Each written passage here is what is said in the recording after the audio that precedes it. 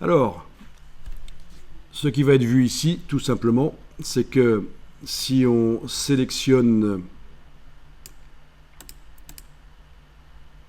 on va regrouper tout ça. On va regrouper tout ça et on va tenter de faire une enveloppe dessus. Ah oui, on devrait peut-être faire une copie de ça avant, ce serait mieux. Donc, je vais agrandir le plan de travail, outil plan de travail, sans avoir cette icône-là enclenchée, surtout, sinon ça va bouger quand je vais bouger le plan de travail. Des plans de travail dans Illustrator, on peut en avoir plein dans le même document. Ça sert à quoi? Ça sert à faire des publications PDF à plusieurs pages. Ça sert à faire des sites web, des designs d'interface de sites web. C'est pour ça qu'on peut avoir dans Illustrator plusieurs plans de travail dans le même document. Et c'est là que cette icône pourra servir.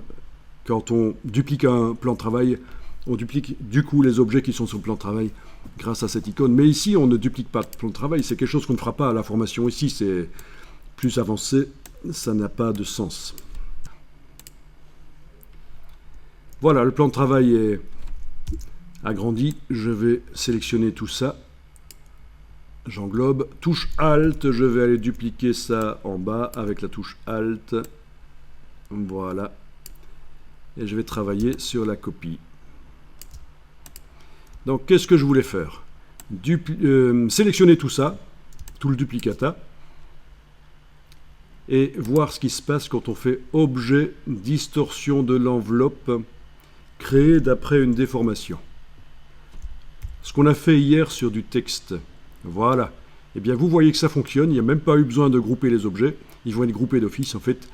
Vous avez la case aperçue, forcément enclenchée. Vous avez le curseur ici. Voilà. C'est pas génial, ça? Tiens, ça ressemble à des typographies et des couleurs et des effets foireux de dégradés qu'on trouve sur certains pots de yaourt. Ok. Et je vous rappelle que du coup, dans la palette des calques, on a un objet enveloppe qui contient nos choses et que vous avez les icônes ici au-dessus qui permettent de modifier le contenu de l'enveloppe ou l'enveloppe elle-même. Le contenu ou l'enveloppe. Voilà. Ah oui, quand on est en modification du contenu, on a la possibilité d'aller ouvrir ici pour voir les différents contenus et sélectionner une chose en particulier ou l'autre. Bon, le problème, c'est que les objets qu'on sélectionne, ils sont sans distorsion d'enveloppe. Voilà. Donc parfois, ça pourrait valoir la peine de casser l'enveloppe pour retravailler les objets et de refaire une enveloppe.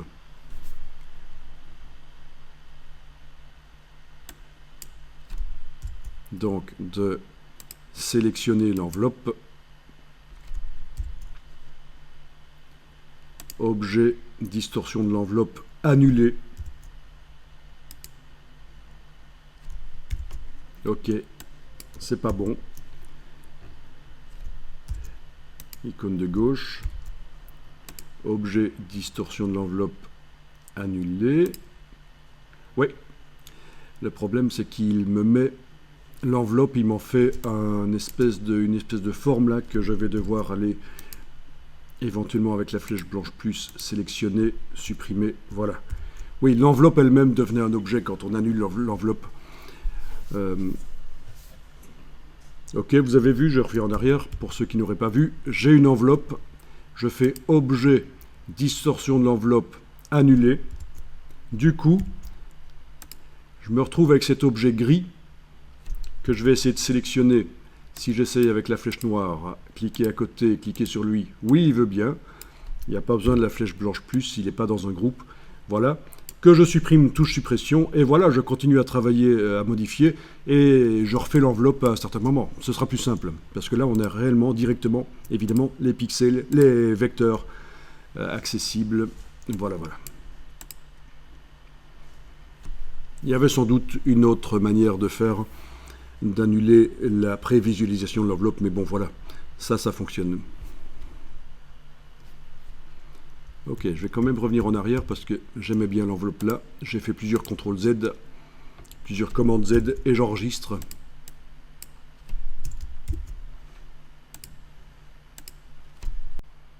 Donc quand je disais que ça ressemblait à un packaging de pot de yaourt, j'en profite pour dire que Illustrator est très utilisé, et c'est peu de le dire, dans le monde du packaging, évidemment. Dans le monde du packaging, donc tout ce qui est emballage, paquet, c'est extrêmement utilisé. Voilà. Et on n'imprime pas nécessairement en CMJN les paquets. Si c'est du bas de gamme et qu'on est un peu serré au niveau budget, bien sûr, ce sera du CMJN de l'imprimeur, donc terne. Mais pour le packaging, on peut utiliser différentes encres, ce qu'on appelle les Pantone, et du vernis. Certaines parties du packaging vont être brillantes, d'autres pas. C'est du vernis, ce qu'on appelle le vernis sélectif, donc qui ne se met pas sur tout, mais qui se met seulement sur une partie. On peut mettre de la dorure, du gaufrage, tout ça peut se paramétrer dans Illustrator. Donc ça, c'est intéressant. Je vous parle des couleurs Pantone, je vous montre rapidement. Elles sont dans Illustrator, mais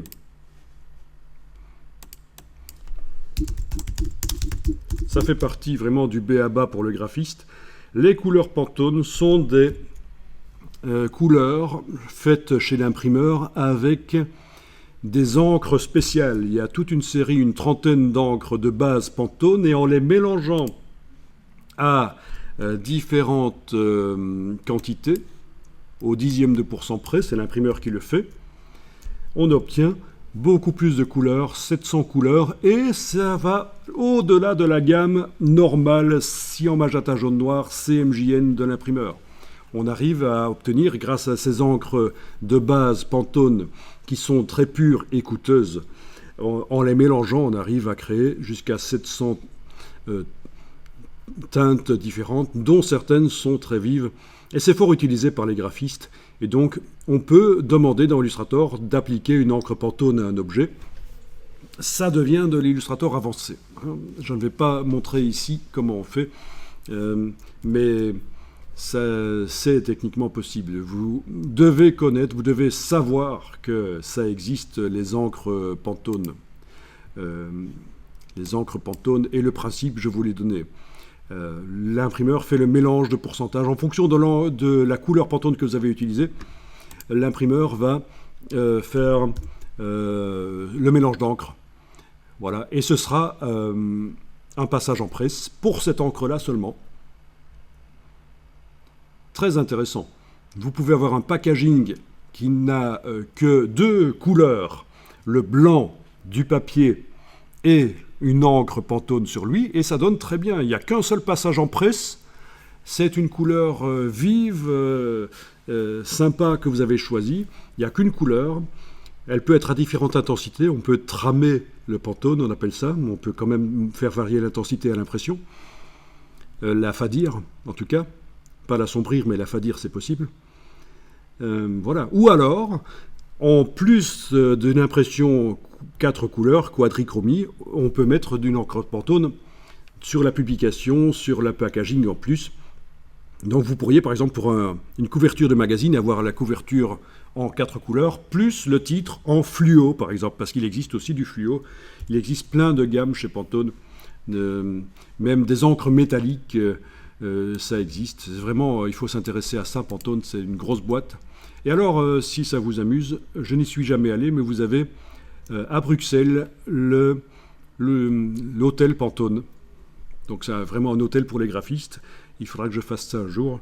Enfin, c'est un peu ridicule d'aller dans un hôtel dans le pays où on se trouve, mais bon, je veux dire le pays où on réside, où on a une maison. Voilà, j'ai juste tapé hôtel Pantone et vous trouvez le Pantone Hôtel. Si vous voulez faire plaisir à un graphiste, voilà, ça peut lui faire plaisir de lui payer une nuit dans l'hôtel Pantone. Je ne connais pas, je n'y suis pas allé, je veux dire, mais il y a tellement de choses à faire. Mais bon, voilà. Et donc, toutes les références sont par rapport à Pantone, quoi. Par rapport aux couleurs Pantone. Les gammes de couleurs dans les chambres, etc. C'est par rapport aux couleurs Pantone.